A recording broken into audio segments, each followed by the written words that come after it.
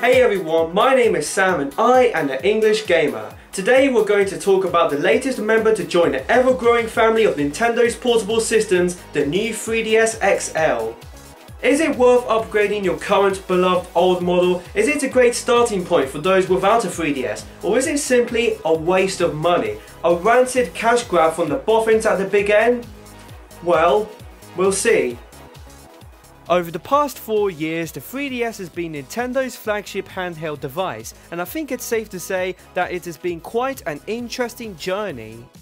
The specs aren't as powerful as, say, the PS Vita, and region locking is an ugly farce, but the 3DS is the home for some absolutely phenomenal titles for everyone with different tastes. Once again showing the genius minds of Nintendo in full force and executing memorable experiences that only a smartphone could ever dream of.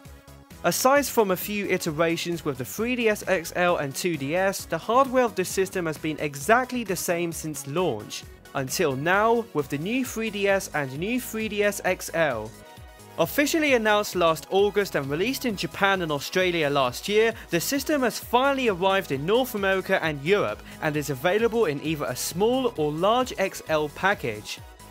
Unless you're from North America where your only choice is the extra large size without any amazing faceplates. Sorry about that. Anyways, I personally chose the XL model after using my main 3DS ever since its launch in 2011, and as soon as I opened it outside the box, the difference in terms of size was remarkable. Comparing the two together, I was honestly shocked. But before I could actually play on my new 3DS XL, I had to perform a system transfer. There's a few ways to perform the switch of data from one 3DS to another. I chose the wireless transfer method, which only took half an hour to complete. I had to use my spare 2DS however because the Nintendo Network ID on my regular 3DS appears to be permanently banned from Miiverse. That kinda sucks. So, what sets the new 3DS apart from its predecessor? What changes have Nintendo made that justify spending tons of money on an entirely new system? The answer? Plenty of vital improvements in regards to technical specs and hardware. The first big difference is the addition of new buttons with extra ZL and ZR triggers located at the top. Open up the system and you'll come across a bizarre small nub, which is in fact the C-Stick, acting as a second joystick of sorts next to the dandy circle pad. It can be used for better controls in games, allowing more convenient camera movements, precision, attacking, etc. At first, the C-Stick does kind of feel funny with its firm grip, but after playing around it's honestly not that bad. And even more awesome is that all games compatible with the Circle Pad Pro on the old 3DS will work just fine with these extra buttons built in, without the need to insert a goofy adapter and ultimately decrease the console's overall portability. Hell, the 3DS is now a legitimately good option as a controller for Super Smash Bros. With this bully nub.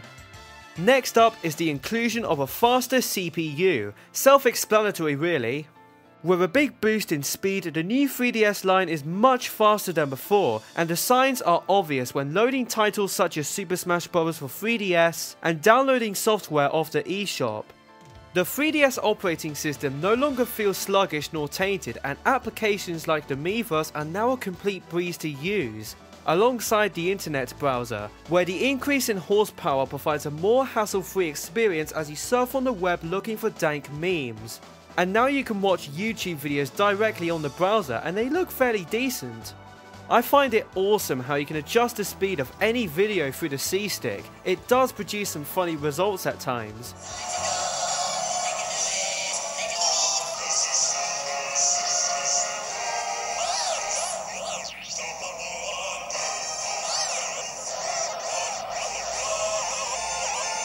With that aside, another big feature of the new 3DS Duo is an integrated NFC reader, which doesn't sound important at first, but this means that support for all amiibo figures are available right out of the box, with Super Smash Bros. For 3DS taking full use of the fancy collectibles.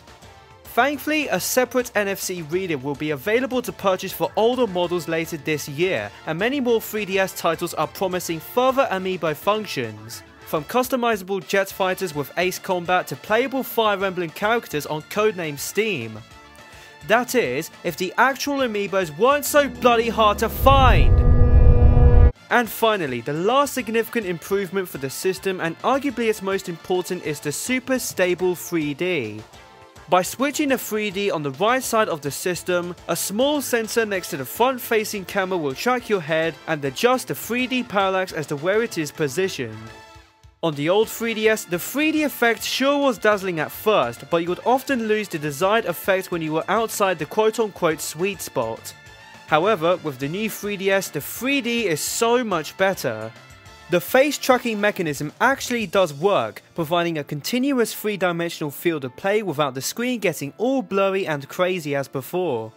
Now I can't really demonstrate the 3D on video, but it seriously feels like a great contribution to your games rather than a lousy gimmick to show off to your friends for a few minutes only to then turn off again. What's also cool is that in addition to watching videos on the internet browser, you can also play them in 3D. I tried the feature out with a few clips on YouTube and the end result was definitely convincing.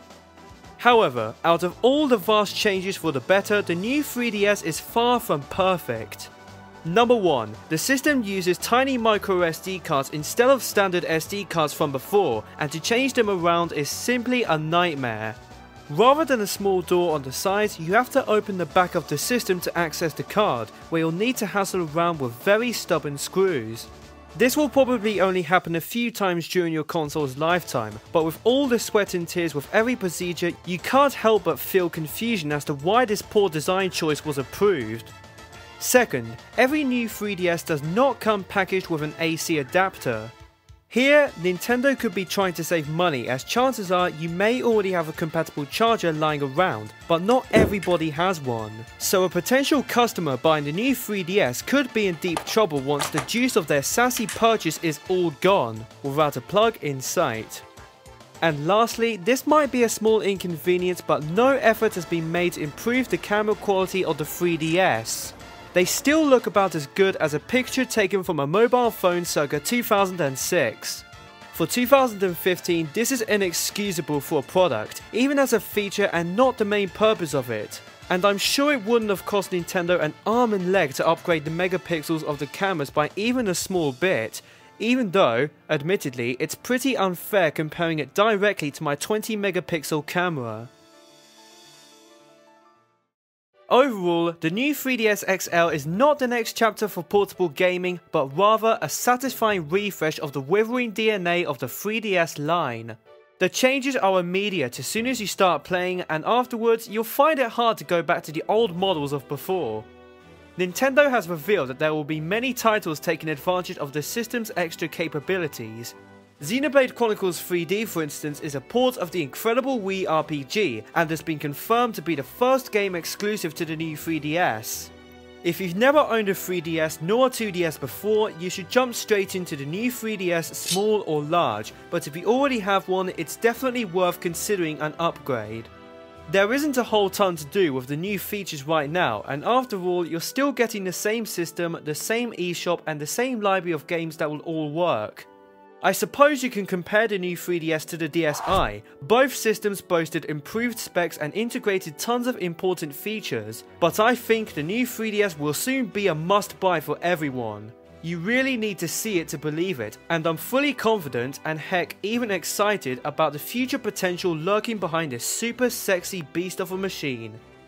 So, what do you think about the new 3DS? Are you impressed? Intrigued? Not bothered at all? Whatever thought-provoking opinion comes to mind, please be sure to post a comment and subscribe if you so desire. Until next time, I'll see you all later in a future installment of my show. Cheerio!